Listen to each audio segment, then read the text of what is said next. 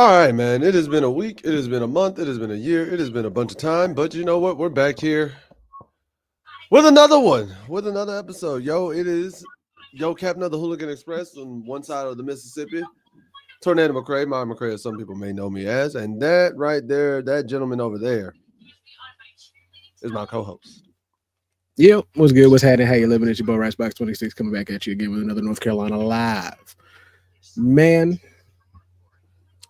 Bro, I feel like we've just had such a busy week. Like we've had something for sure. We've just been caught up, bro, because there's a backlog of videos we got to get out for y'all. If y'all don't catch the lives but like watching the full videos, I got to get those out to y'all, chop that up. And then this weekend, we were both busy, so we couldn't do a post-game live like we wanted to. So we both got caught up. And honestly, I still enjoyed my weekend, so I am not going to say I was mad. No. I'm not going to say that. I had work, so I just couldn't be here. But either way, we here now, and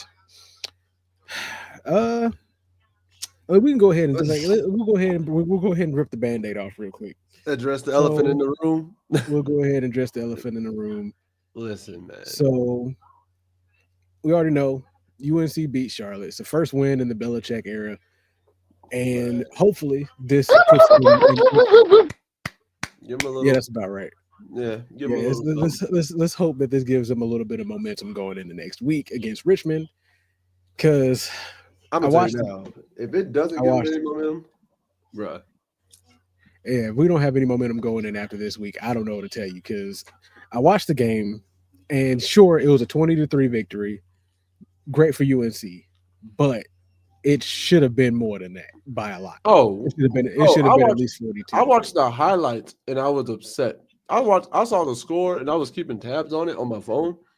Yeah, but the fact that, and this is not a shade or a knock to UNC Charlotte. Honestly, this is more of a praise to UNC Charlotte that it was that close. I'll give this a praise. UNC Charlotte's going to be a problem for their conference for sure. Right. Because one, I'm gonna go ahead and point out one. Connor Harrell, if you looked at his stat line, you would think he played terrible, but to be honest, he actually played a lot better than people think. Now it sucks that we lost him because Connor Harrell was Max Johnson's backup last year. He took over for after Max got hurt, but you can see there's definitely been some improvement from last year to now. He looks comfortable. He looks like he can command the offense well. His reads were good. There are definitely a lot of times where either his receivers let him down or his offensive line just could not hold up to save his life, and he had to try to make a play out of nothing. And he did more often than not. But looking at 6 carries for negative 24 yards, you would think that, okay, he didn't get anywhere. But he also only missed 12 passes. Went 17 for 29 for 140 yards, and he should have had a couple of touchdowns had some of those drives just not petered out due to either mistakes on the offensive end or just drop passes. And then even then, his backup who came in later in the game, despite throwing 2 interceptions, still went 8 for 12 for 110. So it makes you wonder, the offense, UNC's offense and the defense looked better, but they still they're not convincing me that they're going to go out and win you a game no time soon. No. Sure, Gio looked better for sure with 17 to 25 for 155 and a touchdown and 9 carries for 44. But is once again, overall, it's against worse competition. It's against a competition that he's more used to. And Davion Goss and Damon June are definitely putting that running back on notice. Let me say this, man. Carries for 52 yards and 5 carries, and Goss had 5 carries for 30 and a touchdown. Let me get on that one real quick because here's my thing, bro. Here's my thing, and I had a few. Just like you had the stats, and I added some in there too. One, and I even wrote them down. I even wrote them down at work. I wrote them down at work, bro. Just so y'all understand this. All right. Gio Lopez, 17-25, 155, 1 TD with a 49.2 QBR. Versus UNC Charlotte, that's below average, dog. That's way below average. Your first touchdown, your only touchdown pass was the very first touchdown you threw, the 50-yard bomb within the first minute of the first quarter. You did not throw a single touchdown after that. Now we could execute.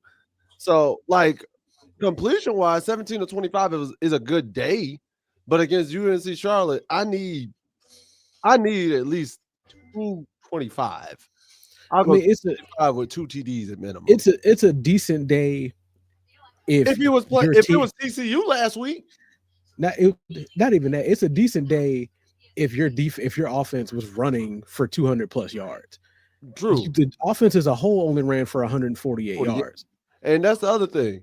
You got You Demondre totaled with 52 303 yards yards. as a team. Lopez yourself, you ran for 44 yards. Like Demondre was 52 yards. Lopez was 44 yards. Both of them had 9 carries. Then you have Goss 5 carries, 30 yards, 1 TD, and Caleb Hood had 5 carries for 15 yards. So you weren't running that heavy. You weren't passing that heavy. And Here's the other and that's 148 on 33 attempts. You ran 33 times this game. Here's the problem. Here's the biggest problem. You don't like for some reason your offensive line can't get a push on even Charlotte. And like I said, once again, this isn't a knock to Charlotte because Charlotte played well despite the score. Like you still gave this team fits that honestly shouldn't have happened. Then special teams did pretty good. Like I said, Verhoff went 2 for 2 on both field goals and extra points. Magnus 6 punts for 255 and that's 4 inside the 20. Bro, that's the one I need right there. That was my biggest highlight of the game. You mean to tell me our punter, and Magnus did his job, 4 inside the 26 punts. Why is he punting the ball 6 times versus UNC Charlotte? Why? I did not expect to see no more than 3 punts for this man. But he's punting the ball 6 times. Now, and again, that could also be that could also be praise for UNC Charlotte's defense. But at the end of the day, bro, UNC Charlotte is a pay game. Like, let's call it for what it is. No disrespect to them. That's a pay-for game. They know they're coming in here to help UNC tune up, the same as Richmond. And you can only put up 20, and your punter is punting 6 times. You had 6 drives just stall out like that to where y'all don't score one touchdown until within the first minute of the first quarter, and you don't score another touchdown again until 13 seconds left in the half. Not just that. Check this out. So those 6 punts also set off was another problem. We're only 33% on third down. We were 5 for 15 as a team on third down. 5 penalties for 55 yards. Charlotte had 21 first downs compared to UNC's 15. Then on top of that, Charlotte only had the ball for just about a minute more than UNC total on possession time. So, and here's another big glaring issue that we're having, right? There needs to be more production from Pesor. Bill still figured out. And that's fine. And that's fine, that bro. I'm perfectly okay with that. I get you. Like I said, you have a whole new squad. You have 70 new players. I get it. You're still figuring out who can do what. But for some of the guys who have been here already, it makes you wonder. Because Ship and Pesor need to do more as a group. Pesor had 7 receptions for 97 yards. Ship has all 7 receptions. Pesor has nothing. Pesor has no receptions in the last 2 games. Chris Culliver and Javarius Green have more receptions individually than Pesor. Because Pesor, like I said, has been targeted, but he hasn't had any receptions. Chris Culliver has 3 receptions for 74 yards and a touchdown, and that was just in the last game. He didn't get one in the first game. And Javarius Green has 6 receptions for 88 yards on the season, and that's between both the first and the second game. So he's gotten at least 3 receptions per game. And what bothers me is Jordan Ship's best game was literally game 1. He only got 3 receptions this past week for 13 yards. honestly, I'm looking at this game and I'm with you. Receivers got to step up for sure. I need Ship. I need Paysor. I need one. Like, I truly, truly, truly was expecting this to kind of look like the route that TCU gave us, just kind of as a bounce back of just like, hey, yo, you know what? We got smacked by TCU. Let's take out this frustration out on UNC Yeah, I was Charlotte, expecting. not I was making this expecting a little close at more. all. Not, Yeah, I was not, expecting a little more anger behind this game, a little more urgency of and what it's seems like more like. And you can tell there's a little bit. They're a little bit more cohesive now compared to last week. I mean, yeah, But but once you that's start that's getting just natural into, chemistry. but once you play against, once you go and start going against UCF in 2 weeks, when you start hitting the At, ACC at teams in three two at weeks, 3:30 because they just changed the time for that game. It's 3:30 prime time on a Saturday between two NFL games, yeah. So if you got, and then you got Clemson at the end of the month. let's say exactly, you got UCF and Clemson coming up, and I'll admit, Clemson looks rough.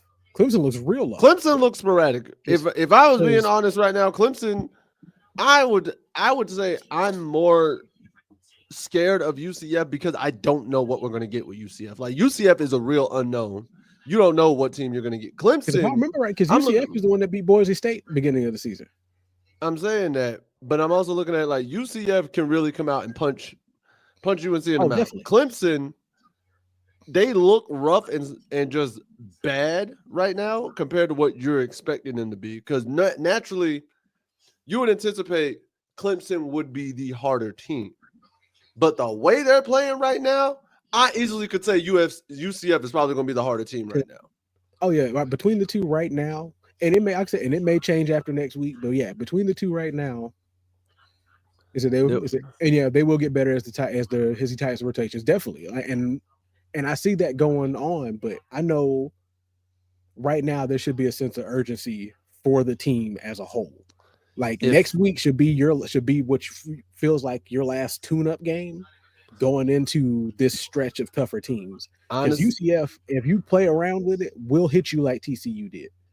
if I'm being It's, truthful, if I'm being that guy, and I know I've said this is my guy all season, all off season, and whatnot, but if I'm being honest, I would start Max Johnson this game just to see how the offense looks because this is the last essential. Like you said, yeah, UCF can come and punch you in the mouth. So you got to go into the UCF game ready to rock.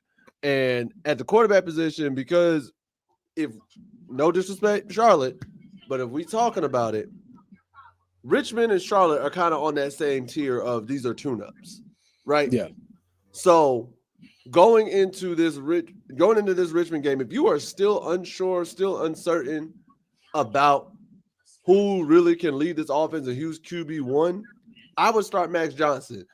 And then you're like, all right, this is how Max looked against Richmond. This is how Gio looked against Charlotte. This is how the offense as a whole looked behind these two between the two. quarterbacks. And who should And I let's go with? going against Who was more UCF. productive? Who was more productive? Who took more better control of the team? Which one looked like it was going to be a better offense going into this UCF game? And not only And I that, agree. which team? I think Max should get a start for Richmond. Let him play the whole game and see. He said, "I said that game worried me." Yeah, It yeah. did. UCF It worried anybody because like we all said, that should not have been a 20-3 score line. should not have been. I was expecting, and I'll give Charlotte credit. I could have seen a 35-10. I could have seen a 35-10 score line, maybe a 42-10, 42-13 score line. 20-3? That was not. I was expecting My at least. expectation was at least 30 points being put up on the board by North Carolina. That was my expectation. You didn't have to do a 40 point, 50-point blowout, nothing like that. You didn't have to pull nothing crazy. But I wanted to see something that looked like Here's my other I wanted thing. to see an angrier team. That's what I wanted to see. Here's my other thing. I would have been okay if North Carolina scored a touchdown on the first drive, touchdown on the second drive, then Charlotte kind of tightens up and just starting to slow North Carolina down throughout the game because they've tightened up. We scored on the very first possession a touchdown. Then you tell me we don't score another TD until 13 seconds left in the half, and the score is 17-3. That's it. There's 17-3, and then in the entire second half, we are only able to put ourselves in position to get one more field goal. Like, because come I on, can't. dog. I'm not gonna sit here and blame the team by itself because it's not the team by itself. This is where I think this is where the biggest issue with Freddie Kitchens came in, especially when he was in the NFL. There's a lot of vanilla play calling. There's a lot of refusal to adjust to a situation that will put your players in positions to make plays. Because as of right now, like it's real. It looks real timid. It looks real vanilla. It looks real obvious in playing the call. So you're But not. It's not like you're not like you're really trying to be dynamic right now, and I don't know Freddie why. Kitchens ain't the only issue in terms of the coaching booth because you're going to sit there and tell me, with even if it is Steve Belichick calling defense, bro, 1 sack, 5 tackles for loss, 5 pass deflections, and 2 INTs. That's all you could get on Charlotte, and you gave up 250 passing yards. Yeah, you might have had negative 28 rushing yards, but you gave up 250 through the air. You mean to tell me you couldn't get pressure back there at all? Like, if I'm missing something and I got to go back and watch the game, maybe the stat line doesn't reflect. But from what I saw, I'm like that doesn't add up. Not only did you give up 250, but you also gave up a 61% completion percentage. I'm saying between both quarterbacks, not just the starter, but the starter and his backup. You can't get pressure. The backup only missed 3 passes. 2 of them were interceptions. And I'm saying you mean to tell me the backup can go for 60%. The starter can go for 60%. You can't get pressure on the quarterback, and your secondary is giving up 60% on the backside. Because Harrell went for 59% and Loftus went for 66. That's not good, bro. And it is never a good look when a backup quarterback can come in and throw for an even better percentage than the starting quarterback. That was it. And I'll go ahead and say it was a better game for Allen overall. Dixon's still showing what we got Dixon for. But at the end of the day, I know Greg Smith and Ziegler got those interceptions. So shout outs to them for getting those interceptions. But bro, so you can tell as a team is starting to gel a little bit better. They're getting a little bit better, but the biggest problem that I'm having right now, it feels like Bill is running these first 3 games like it's a preseason matchup. And when you had time to do that, when you have college, you don't have preseason.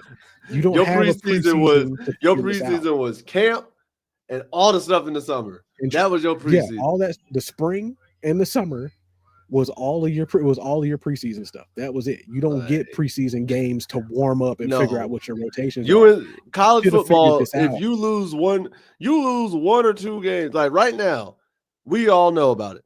Clemson is on the bubble. They got to start running the table. That TCU loss, even if Clemson runs the table, if they are not convincing in their wins going forward, Clemson's on the bubble for making the CFP. Like let's call it for what it is, because that TCU loss, even if it hurts them in multiple ways. Because if TCU goes on and dominates like that, and dominates the way they look, guess what? Yeah, you lost to a TCU team and got smacked by them. So what makes you think you belong? Or if TCU goes and loses badly and just falters out, now you lost to a really trash TCU team. So for UNC, it's like, dog. Well, why was I saying Clemson? I'm sorry, us. Anywho, I apologize. Y'all know what I mean. Basically, if we run that table and TCU just manages to crap the bed, it looks bad for us. And if TCU looks great and we somehow still make an adjustment or whatever the case may be, it looks bad for us. Because I apologize for that. Y'all. Outside of us, only 3 teams underperformed last week. and that was Duke getting beat by Illinois 45-19, SMU losing to Baylor 45-48. I mean, but that game was close though.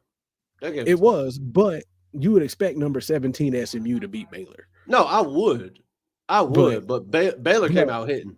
but Baylor no, came give out it like props to Baylor because Baylor came and balled out. It was a good game from beginning to end. because if you had told me if you had told me Baylor was gonna put up a 48 spot, I wouldn't have believed you. And actually, tell you, I take the SMU one back. Actually, Syracuse, despite the fact that they won, they beat UConn 27-20. That's an underperformance. That's an underperformance. Then ain't no way you struggling with UConn football like that. And then the one team that we already expected to underperform this year was Stanford, who got blew out by BYU 27-3. But we don't expect Stanford to be great anyway. I really don't. We don't go into expecting a whole lot out of Stanford. Not anymore. Because outside of that, Virginia Tech lost to Vandy, but you would think Vandy. But it's one of those things you like, okay, the SEC, one of the SEC's worst teams could honestly beat one of the better ACC teams. But honestly, was what the opinion would be. I'm not even going to say Vandy's one of. But Vandy's not bad anyway. I'm not even going to say Vandy's one of the worst SEC teams. Vandy's one of the most sporadic SEC teams. You don't know what you get with them. Vandy has the talent. Vandy has the talent to go toe-to-toe with a Georgia, with a Texas, with an Ohio State any week. But then they also have the talent to falter to a UCF. They also have the routine of tripping against teams they should. That's what I'm saying. They are the most sporadic team. Like, they have the talent to compete with top dogs, but then also for some reason have the talent or the luck or whatever the case may be to lose. I would definitely say if nothing else, the game of the week was that NC State Virginia game for sure. Oh, bro, listen. I was watching that NC State game. NC State having to come back for the win. I was watching it. You talking about the Wolfpack game, right? Yeah, the 31-35 game. Yeah, I was watching that one. So I ain't gonna cap. Side note, and I had this conversation. Side note. I know we the Tar Heels, we got great jerseys and everything. Personally speaking, and you know me, just because I love the colorway, I think the Wolfpack got the best looking like mascot and colorway combo, or at least one of the best mascot colorway combos in college football. You're already biased for the black and red combination. Anyway. I just said that. But the black and red combo and the wolf. Now I will say their logo ain't the greatest. They could have a better wolf logo, but the black, red, and white combo with wolves, I think works really well. Like I said, I give them that. Because I was always pretty partial to like the Wake Forest's gold and black. I never liked Wake Forest's logo. I did. I hated the Demon Deacon, bro. Like I was like, what is a Demon Deacon? Like, is this a pastor that preaches Satanism? Nah, he's just possessed. He's just possessed. He's just possessed. Yeah, because looking at the schedule for the next couple of weeks, you have UCF, which could easily be a problem. You have Clemson after that, which is definitely going to be a problem. I don't care how bad Clemson comes out and plays. Oh yeah. Especially if Clemson has a point to prove and they gotta shut some people up. Like they're like, okay, now y'all talking disrespectful. They're like, y'all talking to drop 4 spots on top of that. No, they're gonna they got a point to prove for the next several weeks to the end of the season. Then you got California, who's been playing a lot better than expected. Because they're 2-0 right now, if I remember. Hey.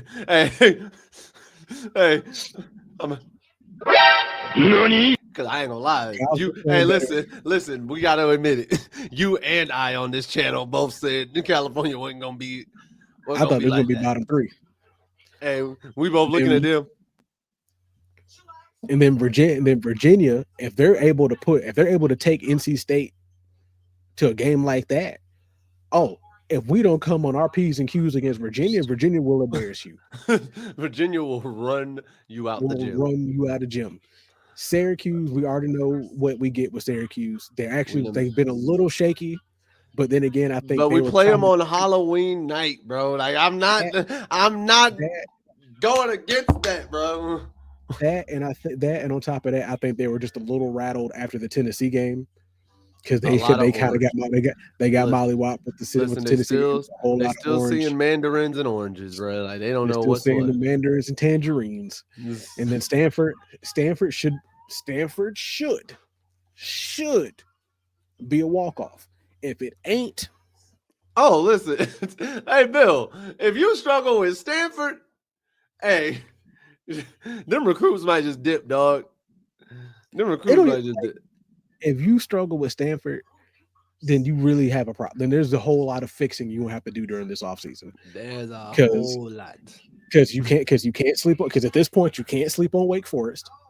You surely for the love of North Carolina, if you fall asleep on Duke and you get embarrassed listen. No. Listen here. For all that is good and holy, from Tobacco Road to California, from here to Japan, I don't give a damn. Excuse my language, but I gotta say it. If you fall asleep on Duke and we get embarrassed, worse than the TCU game, if we get embarrassed by Duke, oh, Bill, I will come to Chapel Hill myself and say, just put in your resignation. I will ask you to put in your. I don't listen. TCU, I can live with losing to TCU. I can live with losing to Clemson. I can live with losing to a Miami if we. I know they ain't on the schedule, but if we would have played them, I can live with losing to Virginia. You know what? I can live with losing to Stanford, but if you let us get embarrassed, not lose, embarrassed to Duke. Yeah, go ahead and clock out for me, big dog. Did you go ahead and clock out? Because that coaching seat could not be hotter. After I'm putting napalm in that joint. And then to finish the season out, you got NC State, who at this point ACC wise is they're gonna smack us. They're the biggest ACC wise next to Florida State and Miami. Listen, if you had to do a top 3 teams right now for the ACC, it'd be Florida State, Miami, North Carolina State. I'm gonna go ahead and put my apology out there now. Florida State, I was talking a whole lot about y'all in the offseason because of y'all 2-11 season. I apologize for my outburst. I was not familiar with your game. Because them boys that came out firing, dog. I can't even lie. I'll say this. He apologizes. I do not. I said what I said. And y'all knew as well as I did. What I said was true. Listen, no, everything I said was true. But listen, at the end of the day, y'all been showing out. I ain't gonna hold you. Like, bro, like I just gotta y'all been looking like Florida State of yore for the last 2 weeks. Now I will say this. I got no beef with y'all. Hey, I'm gonna be quiet. Hopefully they figured it out by Duke. If they haven't, dog, if they ain't got it figured out by Duke, then like I said, he got the clock. He got the clock. Like I said, that seat is molten at this point. You can spot that seat would be so hot you can spot it from space. There's no way. that joint will burn with the white hot intensity of 1,000 suns, bro. Get it out of here. When I tell you, I feel like somebody is going to find whatever way they can to loophole that contract after that. Hey, but I would say this. I'm giving him the benefit right now. You have the benefit up until after Richmond this Saturday. You have the benefit of the doubt because it is a brand new team with 70 new players on it. But I'm telling you, if you ain't got it figured out, if you ain't got something starting to get looking like it's a team, a Bill Belichick team, but I would say at least California or Virginia. Hell no.